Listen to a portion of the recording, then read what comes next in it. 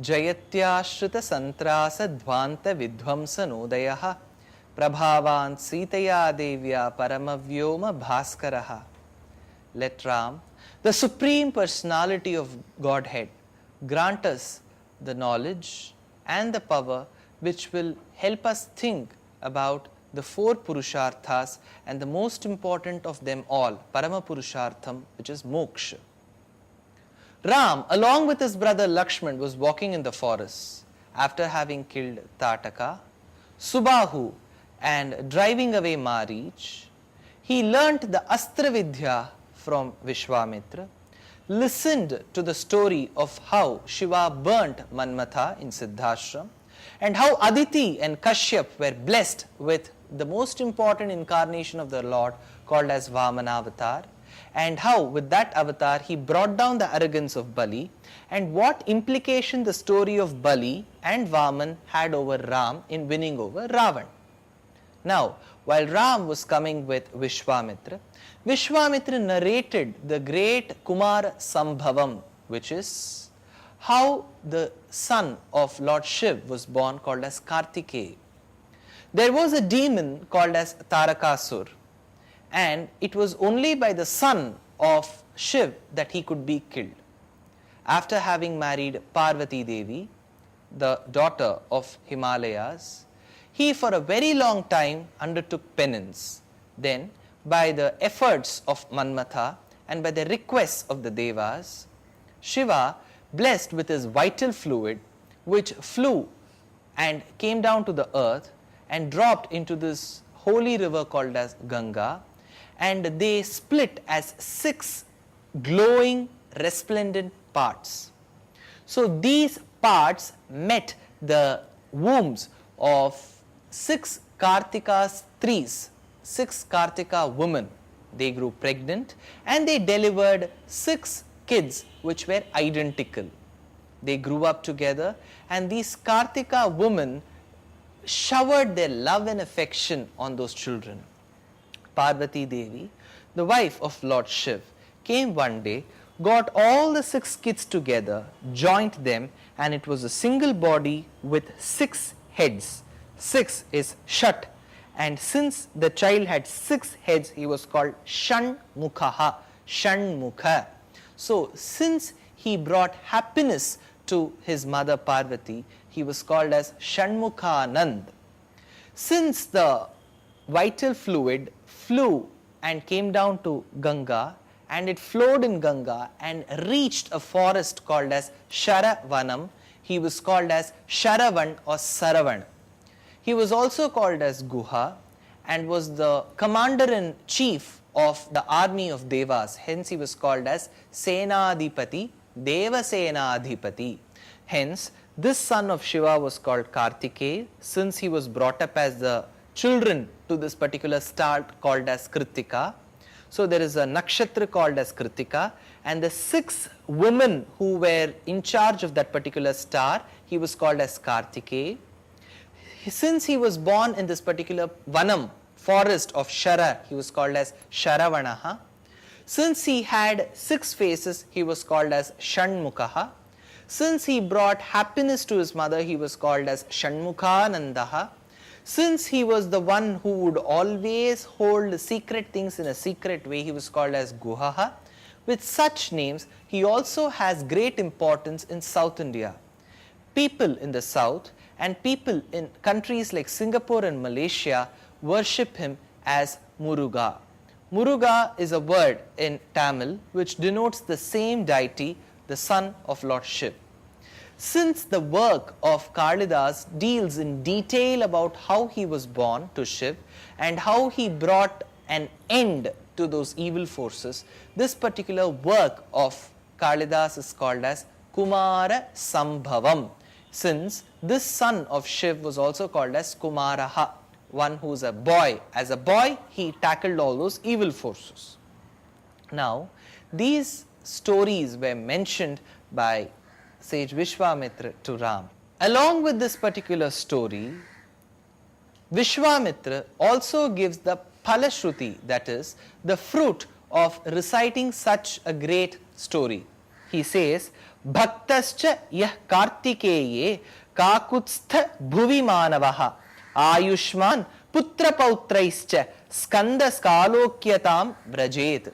Those who listen to this story of Kartikeya, how he was born to Lord Shiv and Parvati, will be blessed with good fortune and shall attain the same abode of what Kartikeya has attained. Now Ram was inquisitive. He said, "Hey Vishwamitra, this is such an interesting story. All the more interesting is when you spoke about this holy river Ganges which carried the vital fluid of Lord Shiv. Can you tell me how this Ganga was born? Above all, Bhagavat Shrotum Ichchami Gangam Tripathagam Nadim." The river which flows in 3 different directions, hence she is called as Tripathaga. Trailokyam Katham Akramya Gata Nada Nadi Patim. What is Nada? What is Nadi? Generally people believe that all rivers in Sanskrit are called as Nadi. No. Those rivers which flow eastward are called as Nadi. Those which flow westward are called as Nada. That is why in India it is the river which flows eastward which is called as Mahanadi and no other river which flows westward. So all the rivers, whether they flow eastward or westward, they all get into the ocean. Hence he is regarded as the husband to all those rivers. Since rivers are classified into Nada and Nadi, he is called as Nada Nadi Patim, the husband to Nada and Nadis. All the more, it is another shloka which comes to my mind. Akashat patitam toyam sagaram yatha gacchati sarvadeva namaskaraha keshavam prati gacchati. There is a beautiful shloka which is believed to have been recited by the first Shankara, Adi Shankara Bhagavatpad, who says, Akashat patitam toyam. Toyam is water, Akasham is sky. So you have the clouds, which is Krishna Megha Janitam Janitapaharam. From the clouds comes the rain. So the rain or water which comes from the sky, Akashat patitam toyam, the water which falls from sky, Sagaram yatha gacchati, they will always flow towards the ocean. They will fall on the mountain, turn into a waterfall, then the river, then the tributaries, then the major river, then the major river will go find its sangamam in the ocean. Akashat patitam toyam sagaram yatha gacchati. The origin could be different. There could be an origin for the river Kaveri. There could be an origin for the river Ganga, Yamuna, Saraswati, Brahmaputra, Tapti, Narmada, Godavari, Kaveri, Krishna, Tungabhadra, Palar, Periyar, Koyna, so on and so forth. The origin could be different, but where do they get together? In the ocean. Akashat patitam toyam sagaram yatha gacchati. Likewise, whatever worship is offered to any deva, to any god, all of it will go only to the Supreme Personality of Godhead, who is Narayan. Sarvadeva namaskaraha. To all the obeisances and salutations which are done to any god, Keshavam prati gacchati. Keshavaha kleshanashanaha. One who removes all kind of hurdles and sorrows is called as Keshavaha. Keshavaha kleshanashanaha. One who has great curly hair is also called as Keshavaha. So to that god it will go. So Ram was inquisitive to know the origin of Ganga, how she was created, how she flowed, and how does she reach the ocean. So he said, "Hey Rishi, can you please tell me in detail how this all really took place?" When people are already narrating stories, now Vishwamitra was even more motivated by Ram when he asked, "Please tell me the story." So he told the story in detail. When Vishwamitra, such a great Brahma Rishi, has himself said it in detail, it will be injustice if I am going to speak that in brief. So let's get into the detail. Himavan, who was the king of all Himalayas, we speak of 3 ranges in Himalayas, Himachal, Himadri and Shivaliks. Put together, they all form the Himalayan mountain range. There was one king to it who was called as Himavan. His wife was Mena. They were blessed with 2 daughters. The first one was called Ganga, The second one was called as Parvati. Since she was the daughter of a Parvat, she was called as Parvati. She was also called as Parvata Vardhini, Parvata Nandini. The same name is the name given to the goddess in a place called Rameshwaram, which is in the south. She is called as Parvata Vardhini. Now, Parvati, the second daughter, and the first daughter Ganga grew up as the daughters of Himavan and Mena. Parvati was always bent upon marrying Lord Shiv. So, she started performing penance towards the Lord in order to secure him as her husband. While this was happening on one hand, on the other hand, in the Ikshvaku Vamsham, there was another incident that took place. In the clan of Ikshvaku, there was a king called as Sagar Chakravarti. His name was Sagara because while his mom was pregnant with him, it is believed that the people around him wanted to kill her. So they would give little poison every day.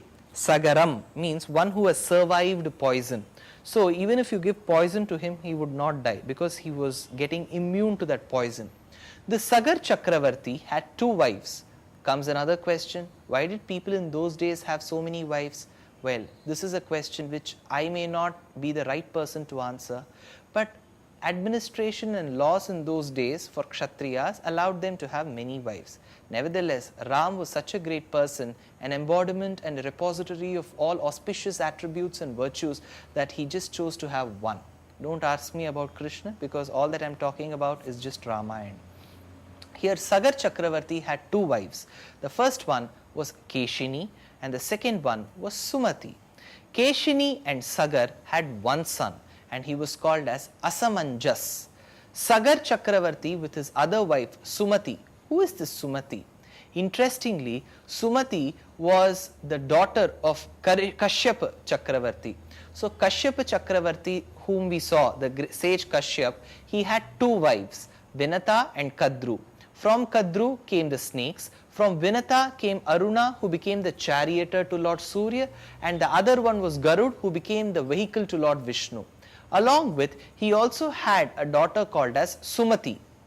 Sumati was the sister to Suparnaha. Suparnaha means one who has beautiful feathers. He was none but Garud. So Garud's sister was Sumati. Sumati was given in marriage to this Ikshvaku Vamsha king, the king who came in the Ikshvaku race called as Sagar Chakravarti. Sagar, through his wife called as Keshini, had a son called Asamanjas. Through the wife called Sumati, who was a sister to Garud or Suparna, he had 60,000 sons. These 60,000 sons, when they were born out of a god. Like how you say a dudhi in Hindi, likewise they were born out of a god and they were placed in jars of ghee for a very long time. They were incubated and all the 60,000 children were born. This Sagar Chakravarti at a certain point of time conducted the Ashwamedha Mahayagnya, the sacrifice of the horse.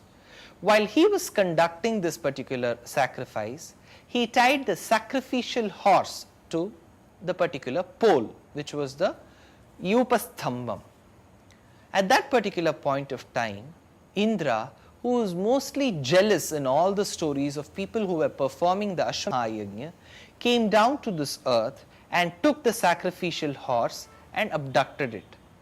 While after a few minutes, Sagar Chakravarti was surprised to see that the sacrificial horse that was tied to the Upasthambam, the sacrificial post, was missing. He was startled and he said, "My dear sons, you need to search for the horse and come." The 60,000 started on this earth for the horse. They couldn't find the horse anywhere. At last, they said the horse must have been taken to the netherworld and started digging the earth. While they were digging the earth, they worshipped this wife of the Lord called as Bhumi Devi, because the Vedas say, Hrischate Lakshmischa Patnyo. When they describe the Lord Narayan, they say, Hrischate, he is the one who is the consort or husband of Bhumi Devi, Hrihi, as well as Shrihi, Mahalakshmi. Hrischate Lakshmischa Patnyo Ahoratre Parshve are the beautiful lines from Vedas. So these people saluted Mother Earth. यस्येयं वसुधा कृत्स्ना वासुदेवस्य धीमतः महिषी माधवस्यैषा स एव भगवान् प्रभुः. While they started digging deeper, they saw the 4 elephants that support the earth from the 4 corners. And these 4 elephants, along with 4 other subsidiary elephants, put together 8, are called as Ashta Dhik Gajaha. Dhik is direction, Gajaha is elephant, Ashtaha is 8. The 8 elephants which hold the earth from 8 directions, Ashta Dhik Gajaha. Of the 8, they saw the major 4. Abhyadavanta samkruddhas tishthatishtheti chabruvan. They saw the 4 major elephants out of the 8. Virupaksha, Padmaksha, Somanas and Bhadra. But what did they do after seeing the elephants? Did they dig further? Did they go inside? And where did they spot the horse? Is one important question which we shall see in the next episode. Thank you.